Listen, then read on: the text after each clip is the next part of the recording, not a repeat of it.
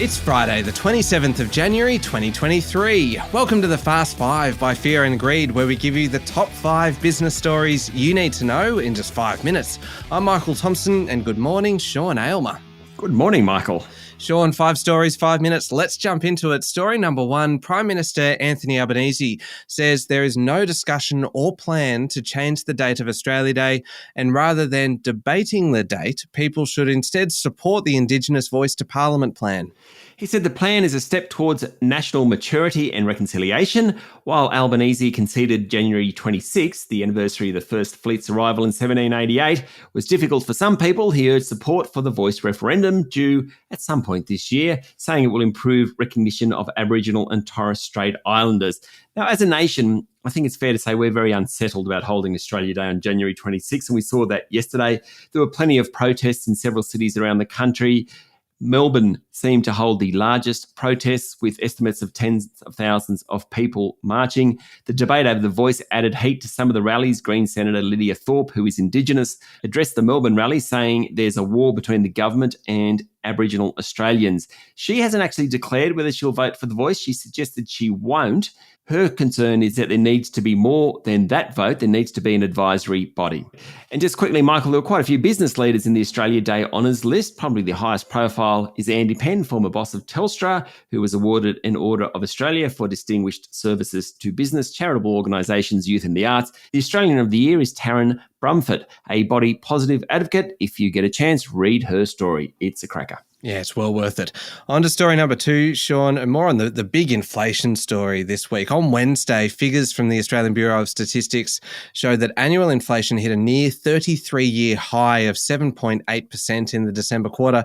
Now, pretty much everyone thinks that interest rates will rise when the Reserve Bank Board meets on February 6. Yes. Now, just recapping the data, the headline 1.9% rise over the quarter was driven by big price increases in both domestic and international travel and accommodation, and a big expected rise in electricity bills. The underlying rate of inflation came in at 6.9%, up from 6.1%. On a quarterly basis, that was 1.7%, which was the highest quarterly level since the series began back in 2003. Big implications for interest rates, we know that, but for lots of other things that are tied to CPI rises. Social welfare benefits, for example, from pensions to unemployment benefits, university loans, annuities, toll roads, many commercial property deals. It may take a little while for the inflation indexation to feed through, but it will. Now, in terms of rate rises, investors expect the official cash rate to shift from 3.1% to 3.35% in a couple of weeks' time. Michael, that'll go straight through to higher mortgage rates. Now, Sean, story number 3, it's been nearly 4 months since Optus suffered a cybersecurity breach, and the Australian Communications and Media Authority is warning that scammers are still impersonating the telco. Yes, ACMA says the scams will often mention the recent Optus data breach and ask people to click on a link to update or confirm their details for security reasons.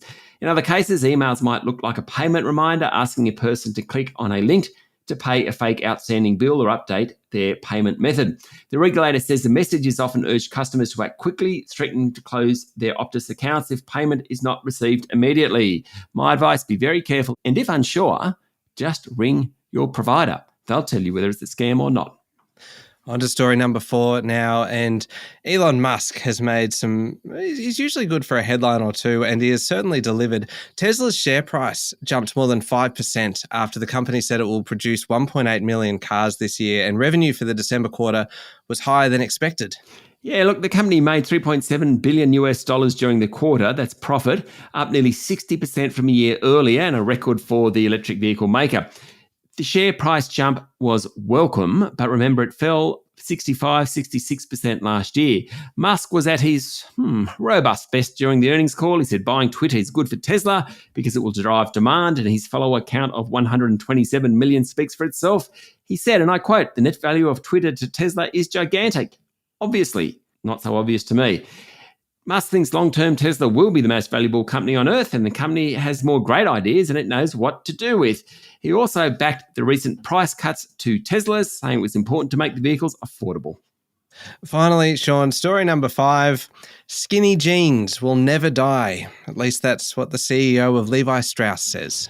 Yes, Look, Michael, the boss of Levi Strauss, a guy called Chip Berg, said that women's skinny jeans, particularly the 311 and 721 designs, remain the top-selling style. As he put it, they will never die. But, and I quote Mr. Berg, half of our revenues on bottoms this past quarter came from the looser, baggier fits. Also, thankfully, the trend is towards low-rise jeans, Michael, rather than the high-rise, which I say should never be seen on anyone, those high rises. Thank you for your contribution to the fashion debate, Sean. Welcome. There we go, the top 5 business stories in 5 minutes. Thank you very much, Sean. Thank you, Michael. It's Friday, the 27th of January, 2023. Remember to hit follow on the podcast. If 5 minutes isn't enough, you can find our longer daily show called Fear and Greed wherever you listen to podcasts. And don't forget to check out the new episode of How Do They Afford That? All about making your money work a little bit harder for you. This week's episode is all about emergency money.